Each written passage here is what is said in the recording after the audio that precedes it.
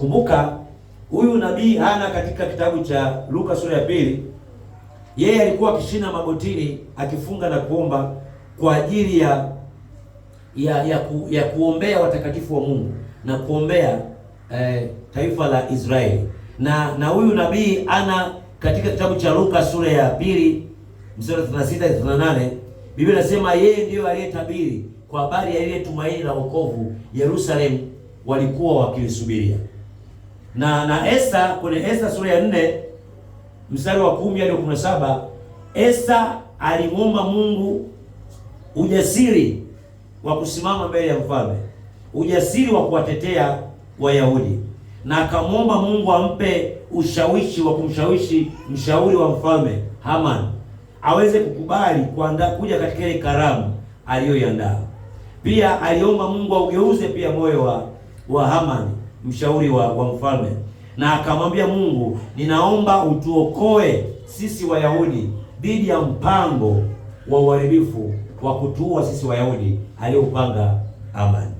Mwanamke mwingine tuliyomwona ni Lydia pamoja na wanawake wenzake. Mara baada ya Lydia kupokea kipawa cha neema ya wokovu, Biblia inasema baada ya kumwamini Yesu Kristo, Lydia akabatizwa na akawakaribisha hawa watakatifu wa Mungu wakina Paulo pamoja na wanawake wengine nyumbani kwake, wakajikufungia nyumbani wakifanya maombi kwa ajili ya mwili wa Kristo na kwa ajili ya kanisa.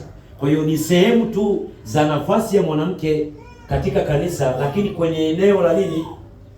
La maombi, eneo la kuomba kwa ajili ya watakatifu wa Mungu, kwa ajili ya kanisa na kwa ajili ya mwili wa Kristo. Na mtu mwingine tumwangalia hapa ni Hana katika kitabu cha wa Samueli wa kwanza sura ya 1 mstari wa 11. Tukasema kwamba Hana, aina ya maombi aliyoomba ni ya kumkabidhi mwanae. Alimkabidhi mwanae kwamba Mungu, ukinipa mtoto, baada ya kuchekwa sana na mke mwenzake Penina, akaniambia ukinipa mtoto huyu atakutumikia wewe siku zote za maisha yake. Na tunaona namna gani yule mtoto ambaye aliyemkabidhi madhabahuni, aliyemkabidhi mikononi mwa Mungu, namna gani alikuwa ni faida kwa ajili ya taifa la Israeli, na faida hata sasa hivi leo. Wapo watu ambao katika mwili wa Kristo leo, hata kama habari zao hazijaandikwa katika Biblia, hatuzisomi, hata kama hatuwajui, lakini kupitia magoti yao na aina ya maombi wanayofanya katika nafasi zao kama wanawake au kama mabinti katika kanisa, kuna mambo yanayofanana na aina ya wanawake au mabinti ambao tumetoka kuwasoma hapa.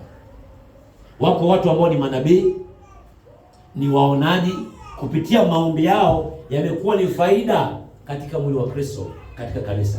Sio wa kuwapuuzia, ni mentality, ni akili tu ya dini ndio inaowakataza na kuwanyima nafasi wanawake kutumika katika kanisa.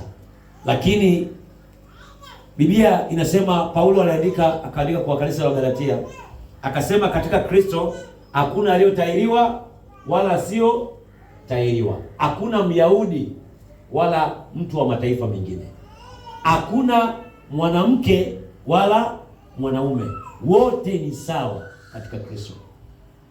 Yesu Kristo ndiyo anayemfanya mtu kuwa mtume, anayemfanya mtu kuwa nabii, anayemfanya mtu kuwa mwinjilisti, mwalimu au mchungaji. Ni yeye anayemfanya mwenyewe.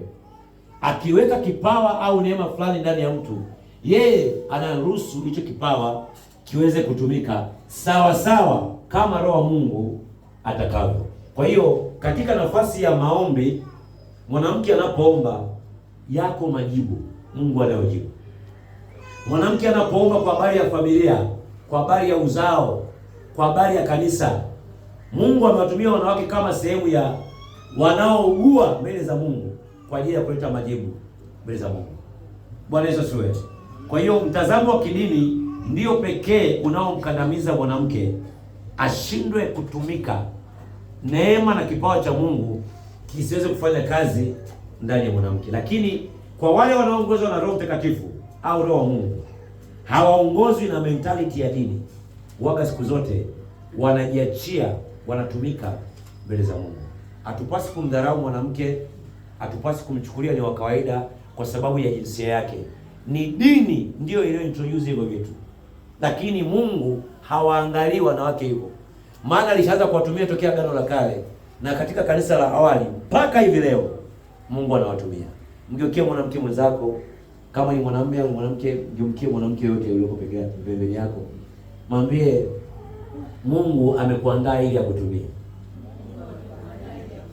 Usiruhusu akili ya dini ikakuzuia wewe kutumika, ikazima vipawa ndani yako, ikazuia neema ya Mungu ndani yako.